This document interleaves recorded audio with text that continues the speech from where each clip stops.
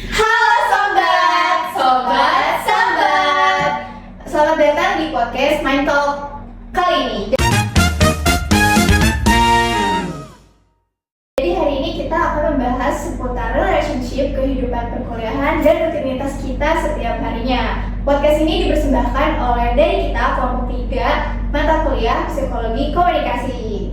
Dan bener banget nih. Jadi hari ini kita bakal membahas tentang isu toxic relationship bersama aku Ecin dan Aku Zahra yang akan membantu obrolan kita pada pagi hari ini. Betul banget. Jadi kayaknya toxic relationship kali ini tuh sering banget dibahas ya sama generasi kita sekarang ini ya. Iya bener banget Zahra. Ini tuh termasuk ke dalam salah satu pembahasan kita yang urgent. Iya. Pasti bakal bakal banget. Kita hari ini ada 3 narasumber hebat ya. Mulai dari sebelah kanan, boleh diperkenalkan. Halo, aku Widya. Halo, aku Dea. Halo, aku Syira. Di tengah-tengah kalian kita ini semua mempunyai perannya masing-masing ya. Mereka adalah expert yang bisa menjelaskan apa itu toxic relationship dan gimana cara untuk mengatasi hubungan-hubungan atau orang-orang yang terjebak di kondisi atau hubungan itu. Nah, gimana nih? Oke baik, jadi sobat, langsung kita pada hari ini tuh keren-keren banget loh. Ada Kak Dea dan juga Kak Widya yang mau membagikan pengalaman mereka selama terjebak di toxic relationship. Dan juga ada Kak Syira yang sebagai expert psikologi komunikasi yang akan menjelaskan fenomena toxic relationship itu sendiri. Nah, tapi sebelumnya aku mau ngejelasin nih toxic relationship itu tuh kenapa selalu menjadi permasalahan sama apa itu pengertiannya. Jadi toxic relationship ini tuh diusung oleh pakar komunikasi namanya Lillian Grace. Toxic relationship ini berarti di mana kondisi hubungan itu yang tidak menguntungkan kedua belah pihak, di mana salah satu pihak itu ada yang dirugikan. Lalu itu juga kita akan membahas tentang toxic ini bersama narasumber kita. Oke, jadi aku mau nanya untuk narasumber yang pertama, berdasarkan penjelasan yang tadi aku bilang pengantarnya itu, ada nggak sih pengalaman yang pernah kamu alami tentang toxic relationship itu sendiri? Oke, terima kasih Mbak Zahra atas kesempatannya. Pastinya pernah ya gitu, karena yang namanya kita terus toxic relationship itu kan gak mesti hubungan kita sama pacar aja ya, bisa sama teman kita, sama orang tua, keluarga, orang terdekat kayak gitu. Dan pastinya pernah gitu, mungkin bahkan suatu hal yang kita sadari atau bahkan nggak kita sadari kayak gitu. Terus misalkan nih sama teman kayak gitu punya pengalaman yang toxic relationship kayak gitu pernah. Terus habis itu jadi ketika kita punya hubungan yang toxic sama teman kita gitu, kita bisa nyimpulin nih, oh gue udahan aja deh kayaknya temenan sama dia soalnya kayak gak worth it kayak gitu. Iya betul, jadi kayak ada gak worth it. Ini mengingatkan aku sama teori pertukaran sosial. Jadi dia itu teori pertukaran sosial ada keuntungan dan kerugian. Iya betul. Jadi teori ini sih ngejelasin kalau misalkan dalam hubungan itu orang cenderung melakukan kalau misalkan ada benefit yang dia mau dapat, kalau misalkan rugi ya untuk apa gitu. Dan sayangnya di toxic relationship ini tuh semua tuh mengalami kerugian. Dan sayangnya juga orang-orang yang terjebak ini susah menyadari bahkan keluar dari kondisi tersebut. Oke, untuk Mbak Dia sendiri nih seringkali dihadapkan gak sih sama situasi di mana batasan masalah ini bikin jadi terasa kaku, terus banyak konflik, atau enggak kamu pernah merasa gak sih boundaries ini tuh justru jadi beban?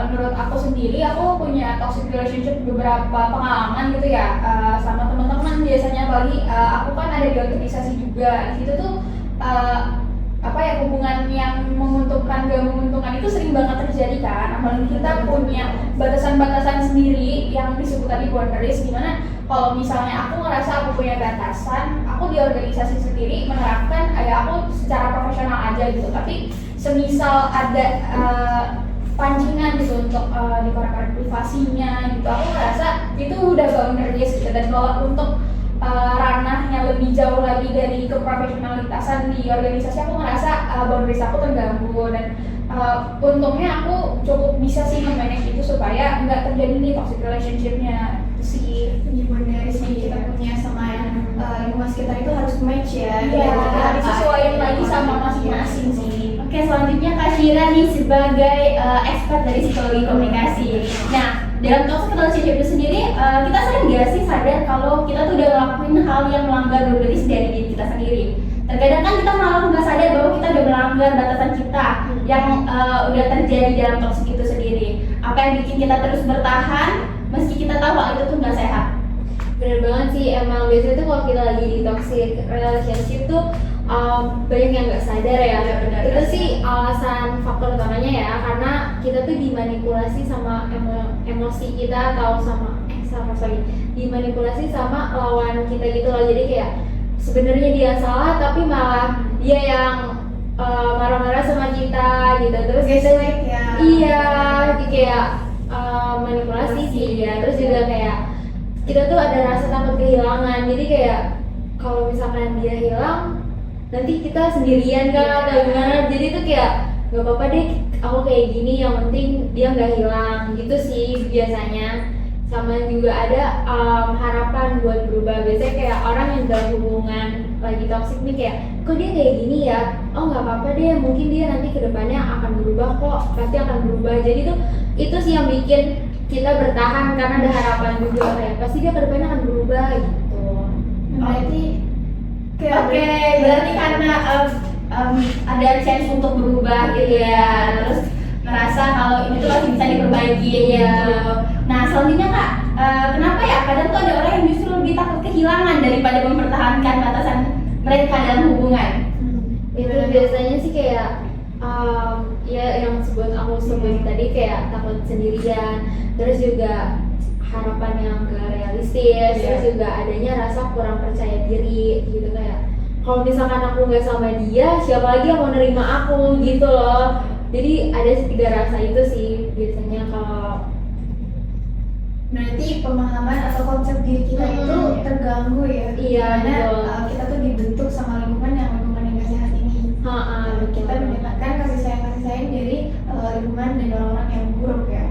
Oke, kalau misalkan dari Mbak Widya tadi setelah mengalami hal-hal tersebut, yang itu gimana tuh cara buat ngelewatin, sama langkah apa yang bisa diambil buat ngatasin batasan dalam hubungan itu?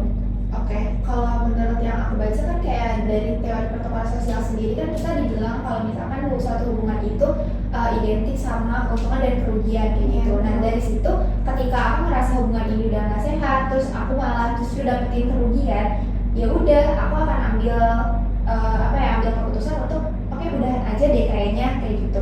Dan untuk netapin boundary atau batasan itu, karena menurut aku kayaknya udah nggak sehat deh buat diri aku gitu, karena aku rasa aku udah capek, aku udah ya pokoknya udah ngebatin lah istilahnya kayak gitu. Jadi buat apa dilanjutin lagi kayak gitu. Jadi ngikutin sama teori dan apa yang udah ada aja gitu sih, karena kebanyakan juga kan ketika kita hubungannya udah buruk ya udah ini kayak gitu. Realistis aja. Yang jadi titik balik itu mempertanyakan diri lagi. Iya betul.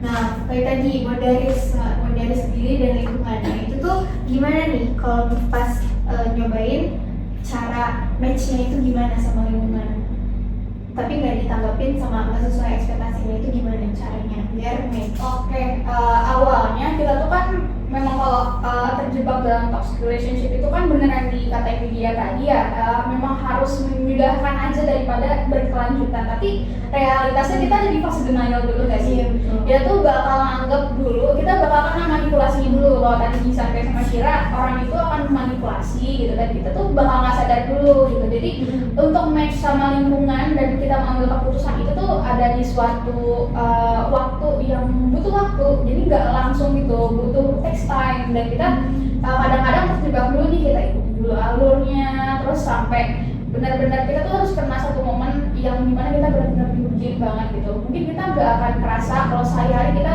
dimanipulasi dulu dikit-dikit, itu kita pasti nggak akan kerasa. Tapi ada satu momen mungkin yang kita bakal jadi titik balik kalau misalnya orang itu ngelakuin sesuatu yang parah banget. Misal kalau misalnya di pertemanan, kalau dia bohong gitu, bohong ini ngerugiin orang banyak, ngerugiin aku, ngerugiin dia juga di situ. Oke, ini udah parah banget, aku ngerasa ini udah gak bisa dilanjutin lagi, dan baru kita ngambil keputusan. Di situ aku bisa nge-match sama lingkungan dan keputusan yang aku ambil gitu. Jadi memang fase denial itu ada, fase denial itu nyata, tapi nggak salah juga kalau memang kita awalnya terjebak di situ, karena memang nggak ada pilihan, kita juga nggak bisa set kita dari awal sadar gitu. Yang perlu kita lakuin tuh ya memang berani ambil keputusan sih, mau nggak mau cepet harus cepet, tapi kalau kita nggak bisa, diri kita sendiri yang tahu kapan kita bisa ambil keputusan gitu. Berarti adaptasi yang dilakukan itu perlahan ya. Iya, Dan- betul.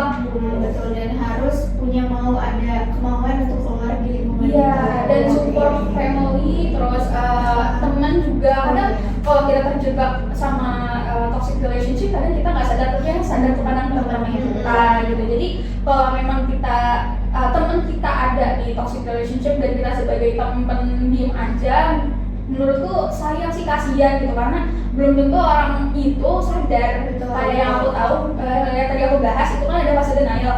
Mungkin dia lagi ada di fase denial, mungkin dia tahu tapi dia ngerasa, oh nanti kalau misalnya nggak ada dia lagi, aku sama siapa ya, tadi disampaikan sama Syira kan. Jadi sebagai teman, sebagai orang terdekat, perlu dirangkul lagi sih gitu. Ya berarti ini pentingnya hubungan interpersonal Iya. sama orang-orang yang bisa membuat kita kembali jalan yang benar lah ya. Oke, selanjutnya aku mau nanya ke Kak Syira nih. Nah, kalau misalnya pasangan kita itu sendiri tuh nggak ngerti boundaries kita, apakah itu tanda hubungan yang udah terlalu toksik atau masih bisa terselamatkan nih Kak? Nah, kalau pasangan kita nggak menghargai dan nggak ngerti batasan dari diri kita sendiri, itu bisa jadi tanda hubungan udah toksik kan? Tapi bisa nggak sih hubungan semacam ini masih punya harapan untuk diperbaiki? Sebenarnya sih masih ya, kalau misalkan kita sebenarnya perlu waktu deep talk sama pasangan juga, kayak kenapa kamu nggak bisa ngertiin aku Get gitu. to know each other ya. Iya betul, kayak emang perlu ngomong juga sih buat jadi lebih baik hubungannya gitu. Terus kalau misalkan emang dia nggak bisa ngertiin juga, kayaknya emang kita harus evaluasi diri sendiri juga, kayak oh dia responnya kayak gini ya sama kekurangan aku gitu. Terus kayak ya udah, kalau misalkan emang dia nggak bisa nerima, menurutku kayak udahin aja gitu loh, karena udah nggak baik, karena bisa masuk ke pikiran kita juga, mental kita juga gitu. Jadi mendingan udahin aja kalau misalkan emang dia udah nggak bisa nerima kita gitu loh. Buat apa juga dipertahankan kan hubungan yang gak sehat tuh. Oke, berarti harus semuanya itu memang harus dikomunikasiin ya Kak? Iya, betul. Berarti kalau nggak dikomunikasiin, udah nggak bisa lagi dikomunikasiin, berarti kita harus berhenti dari hubungan toksik itu Iya. sendiri. Ya, selain komunikasi juga kita perlu mendengar dan mengerti, memahami. Nggak cuma komunikasi tapi nggak bisa saling memahami. Iya, Dan benar. penting juga tentang diri kita dalam Iya. hubungan. Sebenarnya diri ini tuh makin mengenal diri dengan berhubungan dengan orang lain atau malah semakin jauh. Nah, ini untuk pertanyaan terakhir untuk narasumber kita semua, sebenarnya apa yang penting dalam hubungan dengan orang lain atau hubungan interpersonal ini yang paling penting itu? Mau coba dulu nih, media dulu boleh ya? Ya boleh, mungkin sedikit aja. Oke, hal apa yang paling penting mungkin sama-sama tahu kali ya, lawan kita itu maunya seperti apa, dan kita juga harus menyadari diri kita sendiri, kita tuh maunya apa gitu, supaya ketika harapan kita itu nggak sesuai, itu kita bisa ambil keputusan dari situ, kayak gitu sih.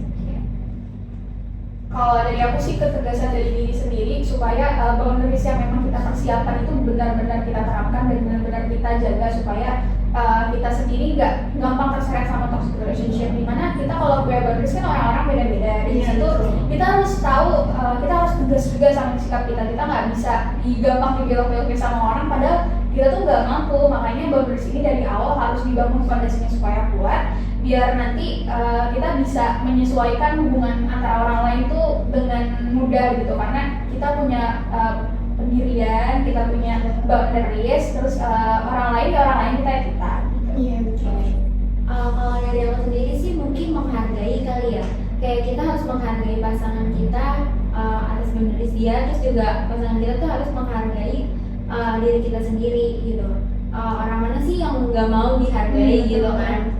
Jadi mungkin yang paling penting sih menurut aku dihargai juga, menghargai. Ya berarti dari obrolan pembicaraan ini aku bisa nangkep yang pertama itu poinnya adalah kenali diri kita itu penting ya, terus juga bangun hubungan interpersonal dengan orang-orang yang baik juga penting, dan yang terakhir itu adalah boundaries yang kita punya. Setelah kita kenal diri pasti kita punya batasan-batasan. Nah, gimana nih?